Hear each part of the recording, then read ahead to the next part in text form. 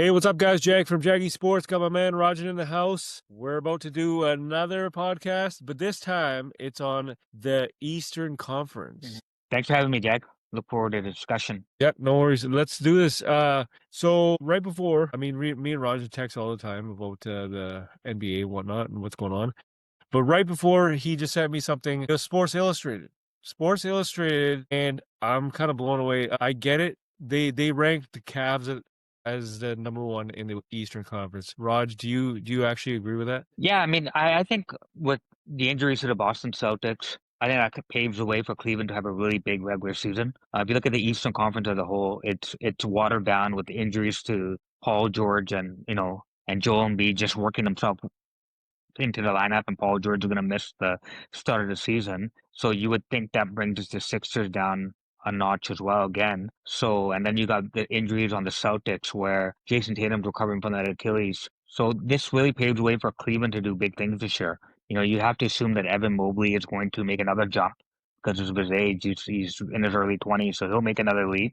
I think this really paves the way for Cleveland to not only have a big regular season, but to really make a deep playoff run because now we also have injuries to Indiana Pacers. They're missing TJ McConnell. They're missing Tyrese Halliburton. Indiana Pacers eliminated, if you remember, Cleveland last year in the playoff. Now you got Indiana out of the way. You got Boston out of the way. Who's really standing in Cleveland's way in the playoffs? No, I 100% agree with that, right? I 100% agree with that. But the thing here is they're always the perfect regular season team, right? Every Yeah. single time like I saw something earlier today. It was 97 sorry, the 98 Bulls versus the 98 Utah Jazz. And I remember Jazz, Karl Malone won the MVP, and they said he's awesome in the regular season, and he sucked in the playoffs, right? Like, you know, I guess he didn't suck in the playoffs, but he missed some key free throws. So my point is, teams are going to be awesome in the regular season and whatnot, right? But when it comes to the playoffs, well, you don't know. So, you have the tandem of Jared Allen and Evan Mobley, like you said. But do you think that's time to break that up or just keep going? I think you run it back one more year, One right? more You year, run it back one more year. You look at the league right now. The league is getting bigger, right? So there was a period of time in the NBA and around, I think, say between 2015 to about 2021, 2022-ish, where you it was small ball, right? yeah, You couldn't really yeah, play traditional centers, right? But now, if you look at what's going on in the NBA, you see teams kind of loading up in that front court. You see the Denver Nuggets adding Jonas Valanciunas. You see the Cleveland Cavaliers going with the Twin Towers there with Jared Allen and Evan Mobley. So you're seeing bigger lineups out there now, right? And I think size does matter right now in the NBA because you're seeing with Wemby in San Antonio, with Anthony Davis in Dallas, right? Teams are getting bigger up front. There's more versatility up front is going to be key. So I yeah, think you run it back one more year with Cleveland and see what they got. See what it is. If you need to, you see how the two big men fare in the playoffs, right? And yeah, the change may need to be if they flame out early. It may need to be that you have to look closely at that point guard position. Darius Garland or him, and I think it's more about is Garland and Mitchell, are they a good fit? That's the question. I think, right?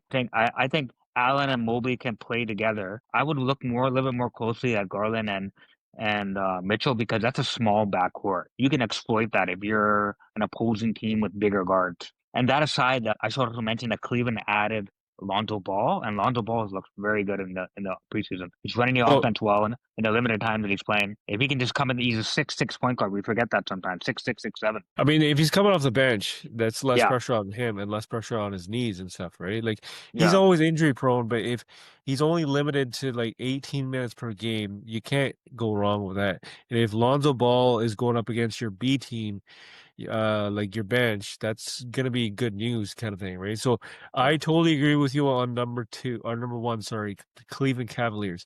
However, this is a big however. The Sports Illustrated has the Orlando Magic as number two. So do you agree with that? Yeah, I see Orlando being number two because again, he's going to take another leap, right? They added Yeah, Desmond Bain over the summer. Now, did they that was overpay a good one. Desmond Bain? Did they overpay him? Sure, they overpaid him. But I think from Orlando's point of view, who else were they going to get? Right? I Exactly. mean, like, there's nobody out there that they were going to get. Like, there's nobody who's available. They weren't going to be in the Giannis sweepstakes, right? I don't think, right? So, like, No. I just think that they can't shoot. They added shooting. They Yeah. needed more scoring in the backcourt. They did that with Dane, right? And I think again in the Eastern Conference, like if you would just bring in a good player like Desmond Bane to provide some scoring in that backcourt, some shooting in that backcourt. Yeah, I could it wouldn't shock me if Orlando made the finals or made the Eastern Conference finals, right? But if I had to bet my money on it right now, it's probably Cleveland first, Yeah. right? Then New York, and then Orlando. See, that's the thing though. I don't agree with that Sports Illustrated, right? But Yeah. I do agree with what you just said. Like I get it. Orlando is a great physical team. Big bodies that will just beat the hell out of you kind of thing down in the paint. However, if it's New York, New York has all the talent in the world. However, Right. like remind me, when's the last time Cat got physical down in the paint? Because he's more of a Yeah. perimeter guy now, right? So if you're actually going up against Orlando and New York in the paint, I think Orlando's got you beat there. Yeah, Orlando. Yeah, physicality could be an issue for Yeah. sure in the series with Orlando and New York. But yeah, I mean, yeah, it'll be interesting to see what happens there. It'll be interesting to see how Mike Brown coaches the Knicks because we just finished watching Thibodeau. Thibodeau had a hard nosed style. Mike Brown, he coaches that way too. But Mike, I think the issue with the Knicks is going to be can they keep Jalen Brunson fresh for the playoffs? That's going to be the key. And I think Remind if me you look who at it's Colin Sexton is the no, it's not Colin Sexton. It's the guy off Utah who used to play for the Lakers. I totally forget his name. Taylor Horton Tucker, no, No, it wasn't that. It's another guy. I can't remember. Like he's good. He's a backup. Like he's not much of a playmaker per se, but I mean he's Josh very. Hart, No, it wasn't Josh Hart. It was no, he used to play for the Lakers, right? Like I'm drawing a blank here. I have no idea. okay, But Nick's got a good squad, right? And if the one guy didn't pull out last week due to retirement, yeah, Malcolm Brogdon, yeah, if he didn't pull out, the former rookie of the year, if he didn't pull out, then I'm sure I would have said 100% number two, guaranteed New York. But yeah, now it's kind of like that's a toss up between Orlando and New York. I'm still favoring New York, but yeah, we'll see what happens on that note. So number three is the Knicks, obviously, right? And number four is the 76ers. This is something that plagues every fantasy team pick every single time because you just don't know when Joel Embiid is going to be injured. You just don't know when Paul George is going to be injured. However, Tyrese Maxey, Edgecombe, those are two young studs that will kill it every night. You know this for a fact. yeah. And so, So like, with do the you agree with? Sixers, yeah. Yeah, Yeah, yeah. Go with the ahead. Sixers, if you're a Sixers fan, you're encouraged that Joel Embiid Yeah, made his debut last night, first game in over 300 days. He had yeah, 14 yeah. points in 19 minutes, right? So that's an encouraging sign. But I think you're going to start to see a transition. The Sixers are going to be slowly transitioning away because they have no choice but to away from Paul George, away from Joel Embiid, and the focus is going to be on Oh, Jared McCain, on BJ Edgecombe, on Tyrese Maxey. Those are the guys that are going to lead the Sixers to where they want to go. I think if Embiid and Paul George are on long-term contracts, you can't move them. If they're going to be there and be available, that's good. But what the focus needs to be on is those three young players, McCain, who's recovering from injury right now, yeah. Edgecombe, Do we and have a do we have Maxey. a The do we have a focus has to be on timetable them. on McCain? I believe he's out for a month. Yeah, a month or I two. mean, that's not Yeah, at bad, least a right? month. That's not bad. So, He'll be back, right? I think, right? We'll have to double check that, but yeah, he's out. As far as but yeah, like there is going to be a transition for yeah, sure. Embiid and Paul George are going to have to play supporting roles when they're out there on the court. There's no longer the days of this pumping it down low to Embiid and Paul George. Those days are over. They're gonna have to be in a supporting role. I know they make a lot of money, but you just can't have their usage rates that high. I was reading some of the analysis from last night's game. Bede was really playing like a playmaker role. He's really, I Yeah, think he had a seven. lot He of had about assists. yeah, he had about 8 assists last night, and I think that's the role he's going to have to play. If he can be a guy that gives you 18 points per game, 19 points per game, eight, Yeah, 9 rebounds, 5 or 6 assists, if you're Philly, you take that. You take that, right? And let Maxey, let Edgecombe, and let McCain do the heavy lifting in terms of scoring. As far as Edgecombe goes, just goes just for the viewers that are going to be watching the video. Edgecombe he's a 6'4" small forward. He played at Baylor University. He's a 2025 first round pick who drafted 3 overall. I've been watching some of those phenomenal. highlights during the preseason. He just can jump out the gym. The length, the wingspan is crazy. The blocks, he's just all over the place. He's exactly what the Sixers needed. Just Oh an yeah. infusion of energy, right? So he is the future of the Sixers. It's him, it's Maxey, it's McCain. Whatever Embiid can give you, bonus. Whatever Paul George can give you, bonus. But yeah, talent is not the issue for the Sixers. In a perfect world, if all of them were to get on the floor at the same time, you're talking third round, second or third round, right? I think with the Philadelphia 76ers, if all of them are on the floor at the same time, but Totally. they're never going to be on the floor at the same time. So I think if you're a Philadelphia 76ers fan, if you can get enough games from all the players I just mentioned, you should be able to make the playoffs. You should be able to make So the playoffs first round. if that's the case, right? Let's just say hypothetically, if Nick Nurse did his thing, limited the minutes for one Paul George, for one Joel Embiid. If he limited the minutes, gave them a lot of minutes to those other three, supporting cast here and there, right? How well do you think this list actually is? Do you still vote 76ers as number 4? Yeah. Yeah, they're Oh the yeah? fourth because you're asking at the end of the day still three Yeah. young players in McCain, Edgecombe, and Maxey to lead you, and that's a learning process in itself, right? So and then I mean you're just not going to shoot up all the way to the top of the standings, right? Three young players are not going to do that, right? Edgecombe still has some growing pains, right?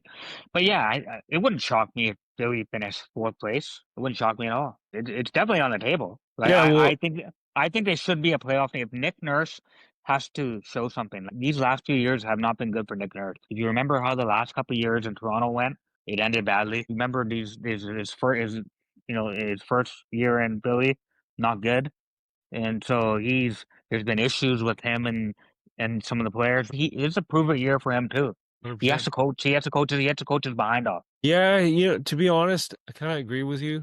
I'm a Philly fan. I like Philly. However, it just every single time, I mean, it's like Anthony Davis on the Lakers or on the Mavs. Last year, it doesn't matter, right? Whenever he went down, you kind of held your breath. You were like, "Oh my God, is he going to get injured?" It's the exact same thing with Embiid. You just don't know, right? So the thing is, like, that's the big question mark. So yeah, I get it. That's number 4 is the 76ers, right? Because to be honest, like you honestly don't know what's going to transpire. But number 5 is the Atlanta Hawks. Now this I feel should have been actually a tad bit higher because of all the talent that they picked up, right? So they picked up KCP, they picked up Alexander, I can't remember his exact name. And you have Dyson Daniels, Jalen Johnson, and now you obviously have Trey Young. But those guys are in a extension season. So, do you agree with them being number 6? Well, they're listed as number 5 on Sports Illustrated, and the Atlanta Hawks are, right? And so, I mean, yeah, that sounds about right. Because they added Porzingis. Porzingis is very effective again when he's available, right? His availability has been in question. You remember his last year in Boston, he had some type of mysterious illness that Illness, yeah, yeah, I they remember that. didn't know, like they could not figure out what was wrong with him, and there's still no answer as to what was wrong with him. I mean, I think he was asked this the other day, and he didn't have an answer. So it's like, okay, what was that all about? Right? We don't know, right? But if he's available, if he can give you 60 games, 65 games, and he could be a pick and roll partner for Trey Young, that could Yeah. help, right? But one thing to keep an eye on the Atlanta Hawks, Trey Young was not offered an extension. Tyson Daniels not offered an extension. See that I Porzingis, don't get. I don't Porzingis, understand Dyson Daniels. Porzingis not offered an extension. So when you have a bunch of players that have not been offered extensions, we've seen what direction that can go in. Yeah, So yeah, it's going to be on Quinn Snyder and Trae Young keep that locker room together. But yeah. if they play together, if they put up enough points, which I think they will, they should be able to hang around that 4 or 5 seed, no doubt. Yeah, yeah. I mean, how much of a chance do you give them in the playoffs? Their ceiling is probably a first round exit, maybe second. If they could get to the second round, depending on that 4 or 5 matchup. So the next one here is, and call me hypothetical, but the thing is, do you agree that the Bucks are number 6? I don't know. For some reason, I have them as number 8, Yeah, and I'll get into anywhere that. between honestly, anywhere between that 6 to 8 range, I Yeah. have no argument about. That sounds about right. I expect Giannis to put up monster numbers this year. He Oh, always does, 100%. but I think this is gonna be one of those years where you could see potentially the kind of season that Kobe Bryant had in like 2005, 6, where Kobe was putting Yeah. up 35 a night. I think with Dame Lillard gone, that just means more shots for Porzingis. I'm sorry, not Porzingis, Giannis. He's going to But be that's the just thing, head though. down. Yeah, Like, who's the PG? the Who's the the point, yeah, the point guard, they're putting Kevin Porter at point guard. I don't agree with it, but no? let's be real. Let's be real. Giannis is the point guard. They're gonna put the ball in Giannis's hand, Yeah, have him do yeah. the whole point forward thing, right? He's gonna run the offense the way LeBron ran the offense for so many years in Cleveland. They're just gonna put the ball in Giannis' hand over and over and over and over. Right? And that's why I think his numbers are gonna be off the charts. He's gonna be in the MVP conversation. He's gonna be in the scoring title conversation. They're just gonna placate him and cater to him all year to keep him happy. But in the end, they're not gonna get. I don't think that's a recipe for success. They probably know it too. But their big Yeah. addition over the summer was Miles Turner. Miles Turner has a big contract. He's going to have to. But If you're he's Miles more of a Turner, perimeter guy. He's more of a I know perimeter guy. I agree, but it's on Doc Rivers to get him back down there in the block. Like you don't need to be in a block every time, but I need you rebounding. Yeah. I need at least 10 rebounds from you every night. It's got to be 15 and 10, 15 and 10 every night. His rebounding, it's just lacking last year. I know Rick Yeah, yeah. Carlisle had him. Maybe it's good. Maybe it was the offense that Rick Carlisle had him in, right? And Rick Carlisle wanted to score the floor spread for Tyrese Halliburton, so maybe it was that. I don't know, but yeah, Miles Turner. I'm looking at 3 guys there for the Milwaukee Bucks. I'm looking at Miles Turner, Giannis, and Kyle Kuzma. Kyle Kuzma has not played winning basketball in about 2 to 3 years. You need more I from think Kyle a little bit Kuzma. more than that. Yeah, yeah. I mean, he has not. I don't know what it was. And Washington ruined him, right? Or Yeah, maybe yeah. he ruined himself. Whatever the case is, he needs to be a solid 20 point per game scorer. We all thought that he was phenomenal when he was on the Lakers, right? And he had that special Yeah, run, but then, he kind of just fell off the map in Washington. So I feel like he's got to prove himself, right? So I yeah, think okay. So the next one here is the Detroit Pistons. Now you mentioned something about Jaden Ivey, how he's injured. yeah, Do we know how long for? yeah. I think he's out for a couple months. First 2 months of the season for sure. What does Yeah. he have again? I want to say torn fibia. Ornphibia. Wow. Yeah, Yeah, you know what the thing is with like okay, so Cunningham, he kind of shocked everybody last year because he played phenomenal. If he can take one more step and one more level up, then sky's the limit for the Detroit Pistons. But it's yeah. just the thing is like, who else do they really have besides Cade I Cunningham? know, I know. Like, I mean, you've been bad for so long. You've gotten so many picks, and yet, you can't. We don't know who they actually have. There's not a bona fide superstar like a Batman Robin kind of deal. There's nothing there, right? So, yeah, you know, it's kind of sucks, but yeah, I do agree with the number 7. yeah, But let's talk about number 8 is Miami Heat. Now, Miami Heat, they're always in the mix every single time just because of Eric Spoelstra.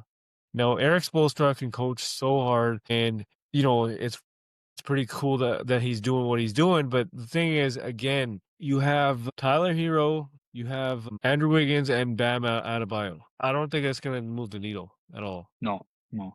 They're going to be scraping for wins, just like they did during the Jimmy Butler era. I mean, like even when Jimmy was there, Yeah, most of the time he was there, they were a playing team. Then they would go on yeah, to every single year. and they would go on a run when the playoffs would roll around, right? Yeah, yeah. But It's like just, I don't think that can be duplicated again. But hey, you never know, right? I mean, But you never yeah, know. True, but like, where's Duncan Robinson? Didn't he go to the Cavs? no, Duncan Robinson is. I was going to mention joined the Pistons. He got traded there. Yeah, there you go. Yeah. So he went to the Pistons, but again, it doesn't move the needle for the Pistons. But remember, the Miami also added Norm Powell. Yeah, yeah, I get it. Right? You got Yeah. some shooting there, right? But at the end of the day, you got shooting in Tyler Hero. You got shooting in Norm Powell. You got Andrew Wiggins who could shoot. Bam Adebayo down in the paint. But again, you need that special point guard to make the Sure. actual plays. I think if you're the Heat, you're really hoping that your young players make that leap. You Yeah, have their center, Cleo Ware. yeah. Oh, he's phenomenal. Yeah, he looks like it's gonna be an elite shot blocker for sure, a rebounder, Yeah, scorer on the hoop. So if he can make a leap, that would go a long way to helping the team for sure. yeah, yeah. Definitely, right. So yeah, no, if He's you the had only your guy I've seen. He's the only guy I've seen guard like really guard Wemby. I've never seen a player guard Wemby as well as this guy has. Well, speaking of Wemby, like I saw something today. They're like, oh, we did some investigation, and we think Wemby's either 7'5" or 7'7". I'm like, what? Yeah, Like, I I heard don't. about that. That is just kind of. I don't even know what to think on that. No, but Yeah. before we leave here, what are your who's going to the Eastern Conference Finals if it was 2 weeks from now? I'm gonna go Knicks, Cleveland. Next Cleveland. Okay, so if it's next Cleveland, who do you have coming out and how many games? I'll say Cleveland and 6. Cleveland in 6. Wow. Okay. Yeah, no, I mean the thing is the Knicks are always so close now, every single I know. time, right? But Well, it's just I think the Knicks are gonna be, they could be in that. They were in the Giannis sweepstakes in the summer. yeah, I mean like we can't forget the whole how Sham said in 25 games we're gonna know what how Giannis feels. Hmm. And I don't think there's going Yeah. to be a mid-season trade on Giannis. I think Giannis is probably going to give it to the end of the season. Yeah. And once he Same. gives it to the end of the season, he'll make his choice, right? Yeah. Yeah. Who For sure. knows? Well, you never know, but then you never know. Like if it's going really bad, but like the East is so bad that if the Bucks are 8-12 after 20 games, by Yeah. 6 seed, right? It's like you. I mean, but then yeah, I don't know. Like, is he gonna really gonna ask for a trade? But you know what really, really messed up the Milwaukee Bucks? It started at the like when you traded for Jay Crowder and you gave up 4 second rounders for Jay Crowder. Yeah. Because you wanted to appease Giannis or something like that.